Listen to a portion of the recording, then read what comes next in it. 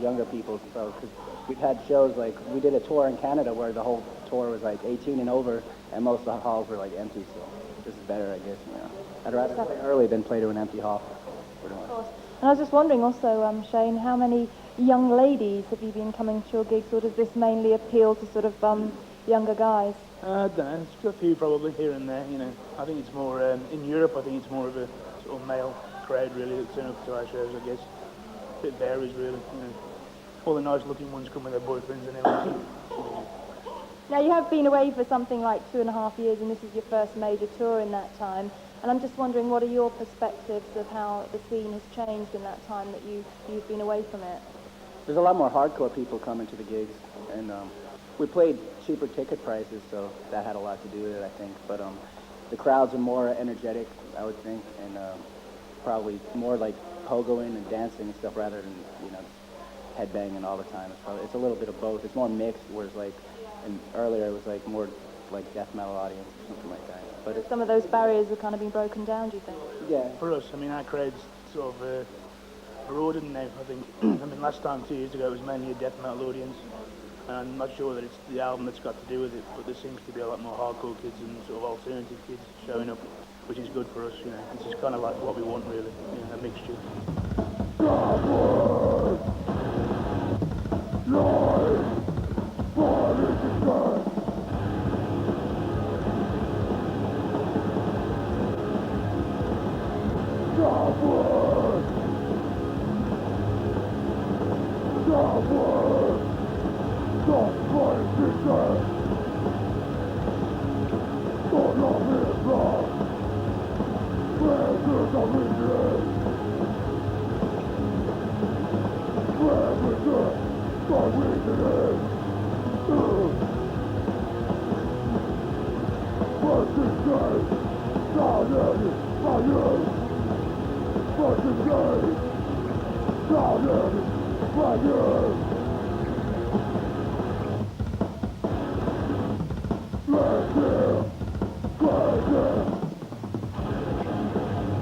Well, let's talk about the album, that's what we're here for, and both you guys worked on outside projects in the interim, Meat Hook Seed and Blood from the Soul, and I'm just wondering, you know, doing something a little bit different with other people, does that enable you to bring new perspectives to the Napalm Death record? I think with Blood from the Soul, for me, it's just something I wanted to do anyway, just on my own, altogether, pretty much. But it did kind of help towards putting some sort of input into the new Napalm album. There's certain things I realised that I could put in, you know, that I did with Blood from the Soul almost, but still trying to keep it with Napalm. With Meat Hook, I don't know, Mitch. That was kind of very experimental, wasn't it? And you tried lots of different things. Yeah, I mean, we got that out of our system. I got that out of my system, whatever, and you know, the Napalm thing was, rather than put samples and make it like more industrial or whatever, we just decided to keep it more live, you know, like something we could reproduce, no problem, and just more energetic or whatever. But, you know, we did a lot of experimenting with the other stuff, and this gave us more confidence probably, if anything, to, you know, try different things with Napalm. So we saw that there was a chance, you know, that we could go farther and develop and, you know, bring more noise guitar elements into it and stuff like that, more catchier, intense rhythms, and not relying on speed all the time, you know. So that's cool.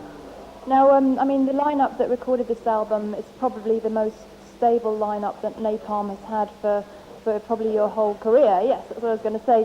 So I'm just wondering, the fact that you all knew each other a lot better and you'd spent more time together and toured together, do you think that enabled this record to be a lot more of a band effort and people didn't feel afraid to kind of chip in with ideas? I mean, it's kind of weird because Barney was in London, really. He's moved down there, so the four of us were kind of working on the music side, really. But it was kind of a lot easier, I think. Yeah, you know how each other works by now, you know. It was a lot easier to get along and stuff like that. And we all had the same sort of objective in mind, so it was cool. We live together, I mean, we live and breathe the band 24 hours a day, you know. 4 of us live together in Birmingham, it's like...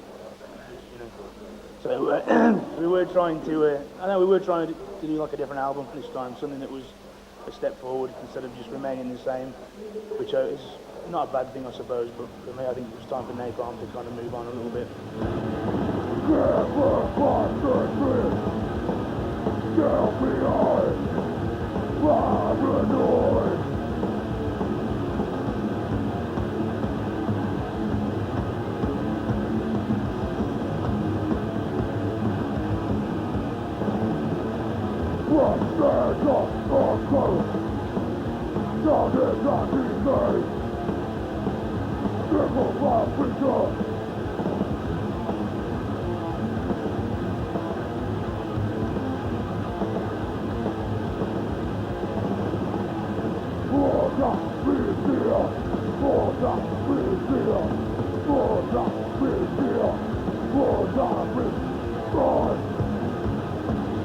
It's more written for live purposes anyways, you know, so it's been going down really good live, so that's basically what we wanted to do, you know, more beats to get the people moving like that. But, I mean, when you say that, that it was recorded more with live in mind, did you use any particular techniques, like all jamming together in the studio, or did you use like monitors instead of headphones or anything like that to get that live feel? yeah, we use monitors on the vocals, and in the studio, well, the drums, you know, went down by itself, and but it was basically the same typical process, but we tried to get, rather than playing a song 1,000 times to get it right, if we didn't get it with the first 2 or 3 takes, we would just move on to the next thing, try to get a better vibe, you know, like a live thing rather than a stagnant sort of thing, as you do sometimes.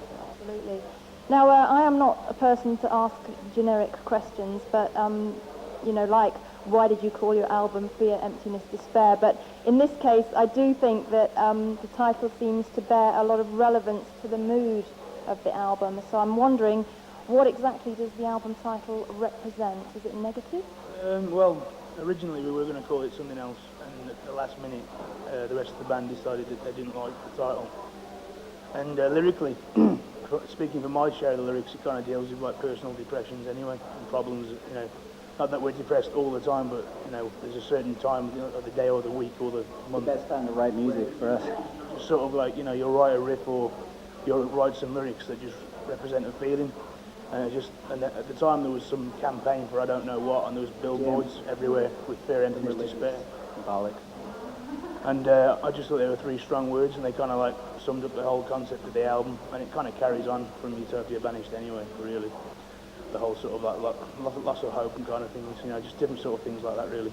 Does it refer at all that the album was difficult to make in some way? In general, I think generally lyrically, musically, and yeah, I mean, the whole thing was like it was a long, hard sort of struggle, just to like, because we'd been away for so long anyway, and to get ourselves into sort of the mood of like writing an album. And, you know, it was a painful process, like, you know, day by day, week by week, and it took us a long time to write the songs for the album and get it together. It was like the longest for us ever, you know. Usually it's kind of a 3-4 week affair in and out, you know. This was like months, you know.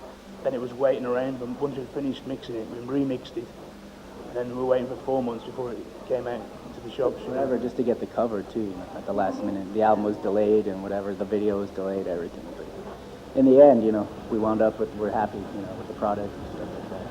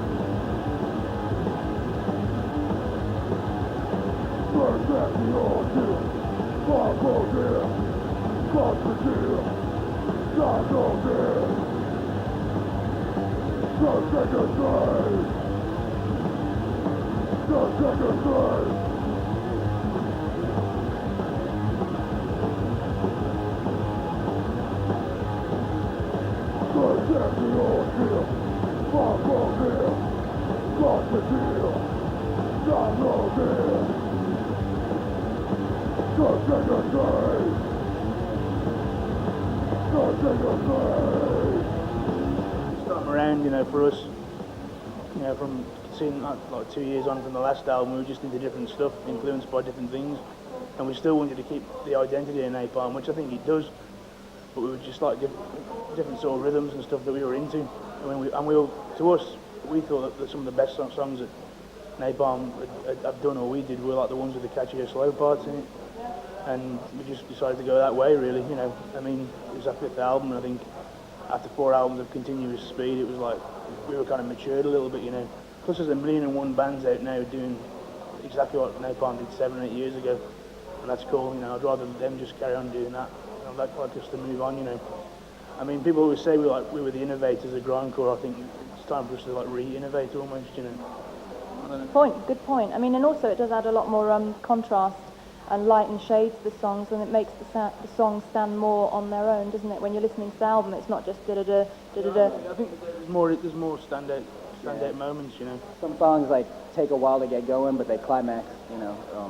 Like pretty much every song I think has a climax, rather than just balls out from the beginning to end. It's just like we build it up and try to capitalize on the, you know, on a certain. Because now we have like a well of ideas building up now for the next one, you know. But I think if we were to do a Utopia Part 2, I'm not sure where we'd want to be going, you know, or what we want to be doing, I guess. So it's kind of good. Or what we would actually play live off the album. You know, on the We last didn't album. play much off the last album, you know, because it was like so fast, you know, people just stood there like, you know, and Trying to get into it and get frustrated because the crowd was like, you know, sort of standing there. They get into it, but it's not the reaction. We want feed off the crowd, you know, and if we don't get back what we're giving them, we get frustrated, you know. And it's time to rethink, you know, what musically what we want to do.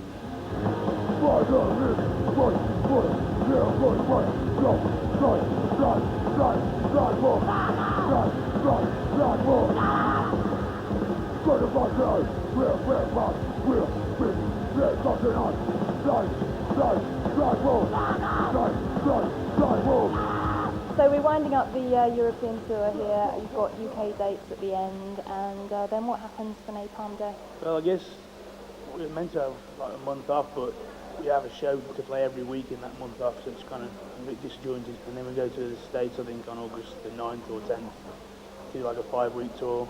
We're trying to get into them to come with us, but it's going to be a bit tricky. I think they want some time off to work on a new album, so I'm not sure. And then on to Japan, I think. And then hopefully come back to Europe, trying to get on a support to some sort of other bands, so we can kind of like, you know, continue to promote the album, because I think this album could be, it is, for us, it's the one that we really want to sort of push, you know. So we're going to try our best to get on some good tours, I hope. You know. What about festivals in the summer? Any Napalm plans for that? Would love to do any festivals, but We're in Holland with Obituary and some other bands, but I think they only one, I think. yeah, nothing's really finalized, you know. Maybe it's the agency or something, but if anyone wants to book us a festival, contact Vanessa Warwick. All right then, well thanks very much for joining me here in Stockholm. Nice to see you guys. I'm looking forward to the show. And it is 5:15, so these guys are going to go on stage in less than an hour. So, no, hour and a quarter, what am I talking about? Quite an experience at 6:30 in the evening, so I hope that goes well for you. We'll see a little bit of the show right now. So thanks to Napalm Death, good luck with everything, and we'll catch up with you again very soon. And watch out for the video, Plague Rages.